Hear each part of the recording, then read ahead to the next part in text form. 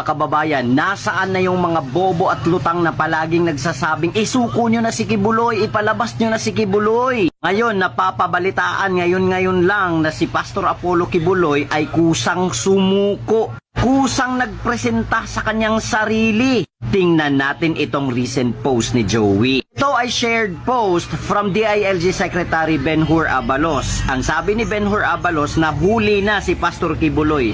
Really? Nahuli na? Or kusang sumuko at nagpahuli? Sabi dito ni Joey, ayan, will you leave the compound? Mga pulis dyan, ang mga katanungan na ito ang dapat ninyong sagutin. Number 1, nahuli o sumuko? Number 2, saan nahuli at saan sumuko? Number 3, kung sa ibang location at hindi sa KOJC compound, what are the accountabilities of Torre?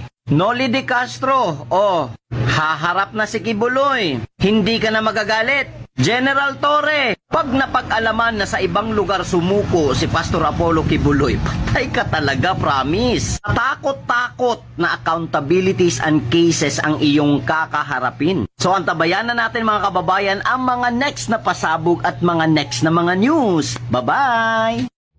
Mainit-init pang balita, nasa kamay na nga ng gobyerno si Pastor Apollo Kibuloy. Sa ngayon, kulang pa ang detalye tungkol sa pagkaaresto sa kanya.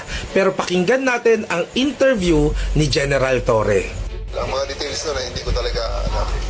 Okay, so pakinggan lang. At hindi ko talaga alam ang mga details na. Pero siya po ay nanggaling mismo dito sa Davao.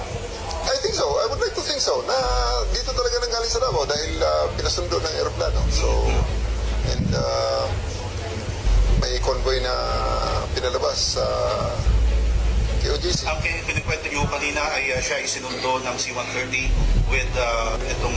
Hindi ko sigurado na sinundo ng C-130. Basta namataan natin ng C-130 na naglanding sa TOG 11 at pagkatapos ay merong utos sa atin na parabasin yung siyam na sasakyan doon sa hangar papunta sa loob ng airport. Pinag-guide ng ating ABSEO, yung Aviation Security Group na unit natin, and then dinala sa aeroplano. So RD, ano pong masasabi niyo kasi all the while, habang kayo ay busy rito, nandito pa rin talaga. At tama po yung sinasabi niyo, nandito si Apollo Kibuloy. Hindi naman tayo nagduda dun. There's no doubt that he's here. Ang pagtatago nga lang. At napag-aralan natin kaya medyo humaba ang ating paghahanap. Dahil napakalaking nga ng lugar. Kaya napag-aralan din naman natin, natututo rin tayo. At saka ako'y nagpapasalamat din kay Pastor Apollo Kibuloy for the realization na ito na talaga ang tamang gawin. Sa pagkakaintindi ko sa mga sinasabi at tono ni Torre ay hindi talaga nahuli si Pastor Apollo Kibuloy kundi sumuko siya sa otoridad. So anong silbi ng paghuhukay nyo, Torre, kung wala naman talaga dyan pala si Pastor Apollo Kibuloy? Kaninong heartbeat ang sinusundan nyo? Baka kay Satanas talaga. Dapat pala, hinayaan na lang natin ng hinayaan na maghukay si Torre, baka dumating sila dun sa inner core at mapatunayan niya na mali siya. Ngayon na nahuli na si Kibuloy, na pinagtuunan ng pansin ng administrasyon ng pulisya na to at ng kung sino-sino pa, sana ay bumaba na ang presyo ng bilihin, bumaba na ang kuryente, ang tubig, sana bumaba na din ang krimen, sana ay mabawi na natin yung Sabina Shoal, sana masolusyonan ng pagkahuli ni Pastor Apollo Kibuloy ang mga problema dito sa Pilipinas. At sana sa pagkahuli ni Pastor Apollo Kibuloy magpa-hair follicle drug test na si Bongbong Marcos. Lods, nag-surrendered po, hindi nahuli. Nag-surrendered siya sa ISAFP. Yeah! Pero tignan natin itong, grabe talaga itong si Benhur Abalos ha. Tignan natin itong post ni Benhur Abalos at ang sabi niya, ang yabang-yabang pa niya. 'Di ba? Sabi niya, Sabi niya, nahuli. Wow! Nahuli daw si Apollo Kibuloy. Sabi pa niya dyan, nahuli na si Pastor Kibuloy. Grabe, no?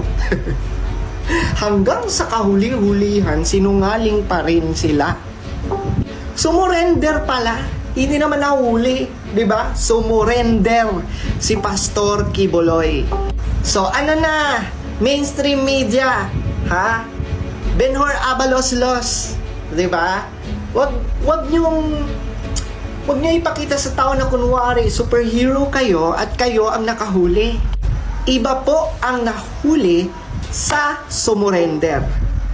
May plot twist kaya? Diyan ako curious, 'di ba? Una, sumurrender si Pastor Kibuloy. Sumurrender. Hindi siya nahuli, 'di ba? Kundi sumurrender siya. Bakit sumurrender si Pastor Kibuloy? May plot twist 'yan. Doon ako curious, 'di ba? Sa kung saan ito, 'di ba? Sa kung saan ito dadalhin. Itong mga pangyayari na 'to, 'di ba? Yang panggigipit nila, 'di ba? Malamang malamang, no? And for me, do you think susuko lang si Pastor Kibuloy ng ganun-ganun lang? Abangan natin ang mga susunod na kabanata, di ba? So we Filipinos, di ba? Nakatingin lang tayo sa kanila, di ba? Kung papaano nila dalhin ang kanilang drama. Di ba? Let's see, no? Let's see. Ang mga details na hindi ko talaga alam. Malungkot yan. So, pakin na lang. At in fairness to him, hindi ko talaga alam ang mga details na yun. Pero Hindi siya po mo ay alam. galing mismo dito sa Davao.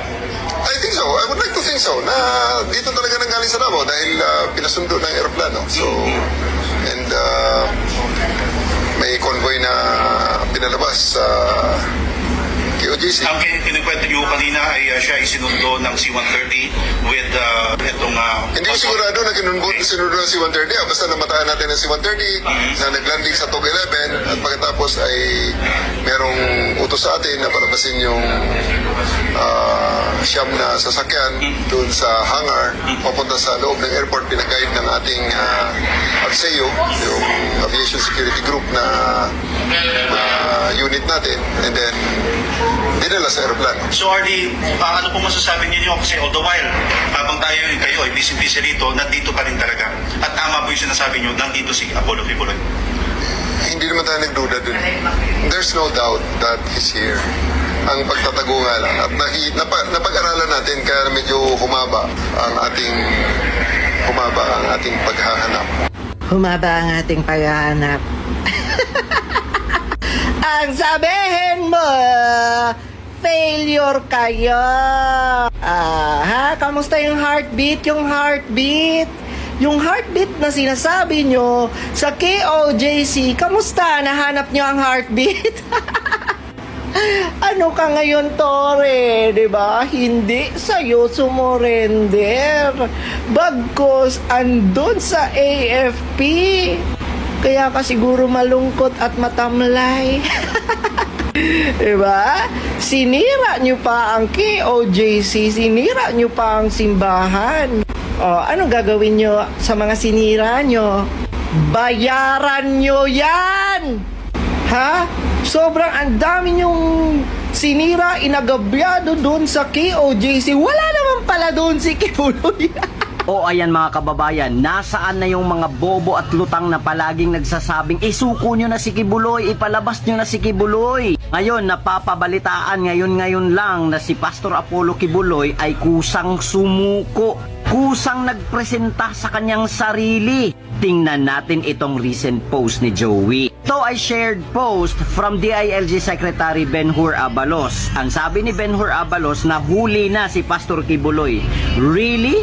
Nahuli na? Or kusang sumuko at nagpahuli? Sabi dito ni Joey, ayan, will you leave the compound? Mga pulis dyan, ang mga katanungan na ito ang dapat ninyong sagutin. Number 1, nahuli o sumuko? Number 2, saan nahuli at saan sumuko? Number 3, kung sa ibang location at hindi sa KOJC compound, what are the accountabilities of Torre? Noli De Castro, haharap na si Kibuloy. Hindi ka na magagalit. General Torre, pag napag-alaman na sa ibang lugar sumuko si Pastor Apollo Kibuloy, patay ka talaga, promise. Takot-takot na accountabilities and cases ang iyong kakaharapin. So antabayan na natin mga kababayan ang mga next na pasabog at mga next na mga news. Bye-bye!